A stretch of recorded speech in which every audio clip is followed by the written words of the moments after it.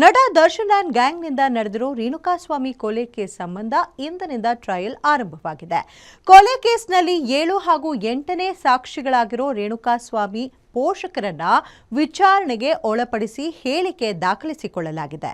ಹಾಗಿದ್ರೆ ಟ್ರಯಲ್ನ ಮೊದಲ ದಿನ ಏನೆಲ್ಲ ನಡೀತು ಆ ಕುರಿತ ಕಂಪ್ಲೀಟ್ ಡೀಟೇಲ್ಸ್ ಇಲ್ಲಿದೆ.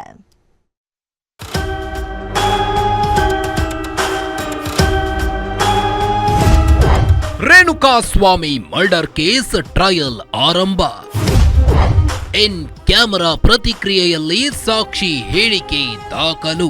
2024ರ ಜೂನ್ 8ರಂದು ನಡೆದಿದ್ದ ಚಿತ್ರದುರ್ಗದ ರೇಣುಕಾಸ್ವಾಮಿ ಕೊಲೆ ಕೇಸ್ ಸಂಬಂಧ ಇಂದಿನಿಂದ ಟ್ರಯಲ್ ಆರಂಭವಾಗಿದೆ.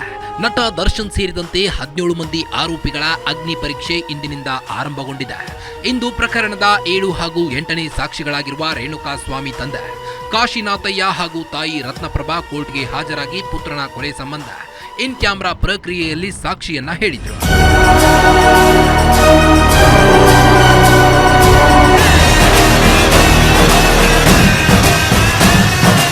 ಬೆಂಗಳೂರಿನ 57ನೇ ಸೆಷನ್ಸ್ ಕೋರ್ಟ್ನಲ್ಲೇ ಮಧ್ಯಾಹ್ನ 12 ಗಂಟೆ ಸುಮಾರಿಗೆ ರೇಣುಕಾಸ್ವಾಮಿ ಕೊಲೆ ಕೇಸ್ ಸಂಬಂಧ ವಿಚಾರಣೆ ಕೂಡ ಆರಂಭವಾಯಿತು.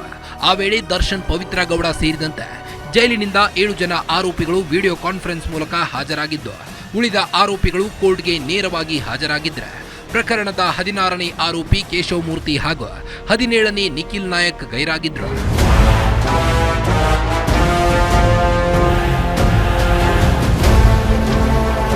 ಈ ವೇಳೆ ಕೋರ್ಟ್ ಹಾಲ್ನಲ್ಲಿ ವಕೀಲರು ಹಾಗೂ ಸಾರ್ವಜನಿಕರು ಕಿಕ್ಕಿರಿದು ತುಂಬಿದ್ದರಿಂದ ಇನ್ ಕ್ಯಾಮೆರಾ ಪ್ರೊಸೀಡಿಂಗ್ ನಡೆಸಲು ತೀರ್ಮಾನಿಸಿ ನ್ಯಾಯಾಧೀಶರು ಆರೋಪಿಗಳ ಪರ ವಕೀಲರು ಹಾಗೂ ಪ್ರಾಸಿಕ್ಯೂಷನ್ ಪರ ವಕೀಲರನ್ನ ಹೊರತುಪಡಿಸಿ ಉಳಿದವರನ್ನೆಲ್ಲ ಹೊರಗೆ ಕಳಿಸಿ ಅಂತ ಸಾಕ್ಷಿ ಹೇಳೋಕೆ ದಾಖಲಿಸಿಕೊಳ್ಳುವ ಪ್ರಕ್ರಿಯೆ ಆರಂಭಿಸಿದರು.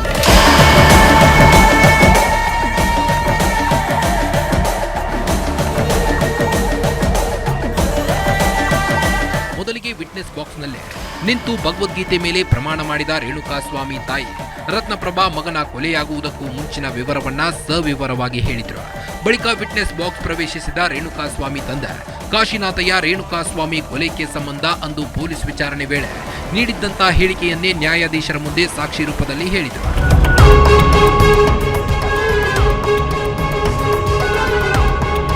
ಬಳಿಕ ದರ್ಶನ್ ಪರ ಹಿರಿಯ ವಕೀಲ ಸಿವಿ ನಾಗೇಶ್ ಹಾಗೂ ಪವಿತ್ರ ಗೌಡ ಪರ ಹಿರಿಯ ವಕೀಲ ಬಾಲನ್ ರೇಣುಕಾಸ್ವಾಮಿ ತಂದೆ ತಾಯಿ ಹೇಳಿದ ಸಾಕ್ಷಿ ಹೇಳಿಕೆ ಸಂಬಂಧ ಕ್ರಾಸ್ ಎಕ್ಸಾಮಿನೇಷನ್ ಮಾಡಿದರು. ಪ್ರಾಸಿಕ್ಯೂಷನ್ ಹಾಗೂ ಆರೋಪಿಗಳ ವಕೀಲರು ಮಂಡಿಸಿದ ವಾದ ಪ್ರತಿವಾದ ಹೇಳಿಕೆಗಳನ್ನು ಆಲಿಸಿರುವ ನ್ಯಾಯಾಲಯ ವಿಚಾರಣೆಯನ್ನ ಮುಂದೂಡಿದೆ.